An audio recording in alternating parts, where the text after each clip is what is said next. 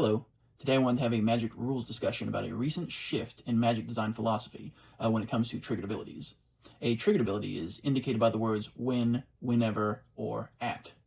For nearly 2 decades of Magic tournament play, both players were responsible for catching every mandatory trigger. That applied to any trigger which didn't say may.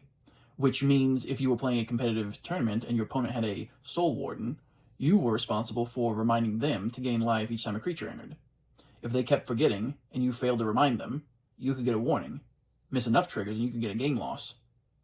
This was a frustrating system where players with a better understanding of the rules were penalized if they didn't essentially play for their opponents. That's one reason why I like Commander. It's a casual format, so you aren't trying to eke out every form of advantage. I mean, not typically. Plus, with 3 opponents, people are more likely to catch a missed trigger and remind the other players. After a decade of designing triggered abilities, WotC had a shift in design philosophy. More and more cards with triggers were given the optional May ability. Cards like Auriok Champion and Rampaging Baloths had triggered abilities, but because they were optional, a player wouldn't be penalized for missing the trigger, and more importantly, their opponent wouldn't be penalized for failing to remind them. But in 2012, WotC changed the rules for missing triggers. Quote, a triggered ability triggers, but the player controlling the ability doesn't demonstrate awareness of the trigger's existence by the first time it would affect the game in a visible fashion. The point by which the player needs to demonstrate this awareness depends on the impact that trigger would have on the game. Unquote.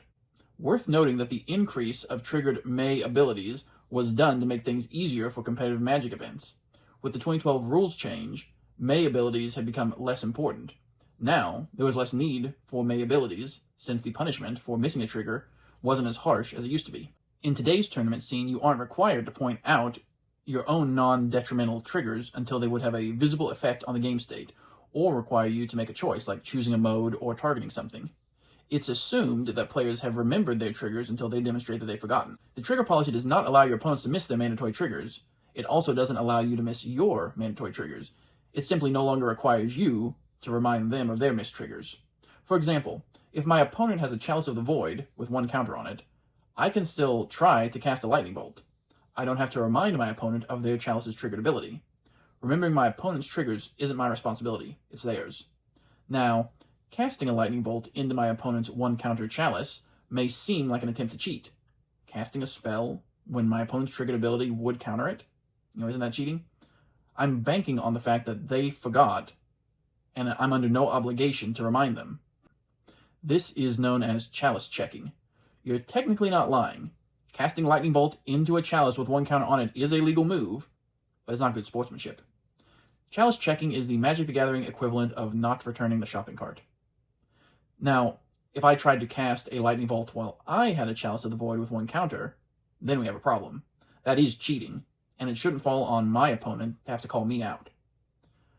The May triggered abilities, which had once been in vogue in Magic design, were slowly phased out in favor of more mandatory triggers in new card design. This was partially due to the rules change for tournament play, which made missed triggers less of a punishment. But it also had to do with MTG Arena. Arena keeps track of mandatory triggers, so there's less work for players to remember. The problem is that May triggers still require player input. All those button clicks add up over time. WotC wanted to streamline the process. I do find it funny that WotC started making more cards with May abilities to make things easier for paper tournament play, and now they've switched back to making cards with mandatory triggers to make things easier on MTG Arena.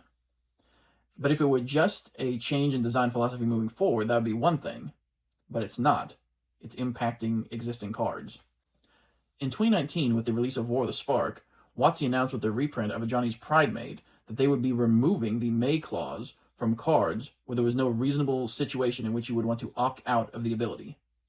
Laughs in Ensnaring Bridge. So instead of implementing an always yes or always yield feature like on MTGO, WotC just gave a functional errata to a card that had been around for nearly a decade at that time, and had seen half a dozen prior printings which all had the trigger as a May ability. Soul Warden was printed in 1998 in Exodus. When Auriok Champion was printed in 5th Dawn in 2004, it had the Soul Warden ability, but with the optional May trigger. Imagine if in 2010, instead of printing Soul's Attendant, a new fixed version of Soul Warden, WotC just reprinted Soul Warden, but gave it functional errata, so it was now a May ability. They didn't do that. But instead of creating a new version of Ajani's Pridemate for War of the Spark, They just gave the original card a functional errata. Recently, in the Edge of Eternity's Rules Update Bulletin, WotC did it again by giving Rampaging Baloth functional errata. It used to read Landfall. Whenever land you control enters, you may create a 4/4 green beast creature token. It now reads Landfall. Whenever a land you control enters, create a 4/4 green beast creature token. This new wording may not seem like a big deal. You're always going to want to create a beast token, right? I mean, maybe not if your opponent has a Suture Priest or some comparable effect on the board. You'd risk dying to the newly errated Rampaging Baloths. It is a minor nerf, but it's a nerf nonetheless. So why nerf a 16-year-old card where its 16 previous printings all listed as a May ability? I don't like this decision. It furthers the precedent set by Johnny's Pridemate. What's to stop WotC from errataing more abilities so they're also mandatory? There are thousands of triggered abilities in Magic which are optional. Now, I don't think WotC's end goal is to errata all these cards. But just how many are they planning to change? Emeria Angel was printed in the same set as Rampaging Baloths. Emeria Angel also makes creature tokens off of landfall triggers, yet it has not been given an errata. It's still a May trigger, while Rampaging Baloth is now mandatory. How many of these cards will be changed in the future to make things easier on Arena? I don't think this change was needed. I do find it ironic that you cannot opt out of making a beast with Rampaging Baloth's landfall triggers, but your opponent could choose to opt out of you losing life from Suture Priest, since that's still a May ability. I don't know why they would want to opt out of you losing life, but it is an option. I don't like what the removal of May abilities does for Magic, especially in Commander. Maybe the landfall player is at low health. He wants to play Scapeshift to get a bunch of tokens, grant them haste with Concordant Crossroads, and use those tokens to take out the archenemy. But if he Scapeshifts to create a bunch of beast tokens, maybe the other Aristocrat player with the Suture Priest would cause enough life loss to take the landfall player out of the game. With an optional May ability, maybe the Aristocrats player with the Suture Priest would opt out and not have the landfall player lose any life for creating the beast tokens. They form a temporary truce to remove the archenemy before worrying about eliminating each other.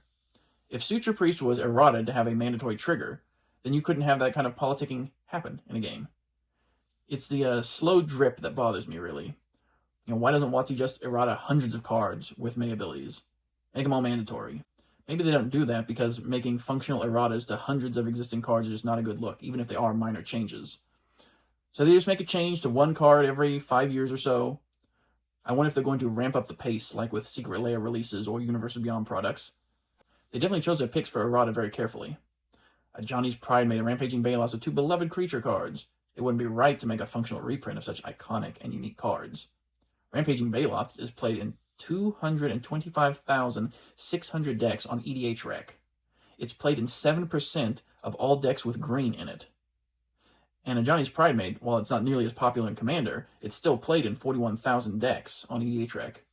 The question is, will we start seeing more cards being errated as they're reprinted into Commander products? Or maybe instead, WotC should just fix the back-end code. Give people the option in Arena to opt out or always yield with May triggers like they do on MTGO. But that's it for now. What do you think about all this?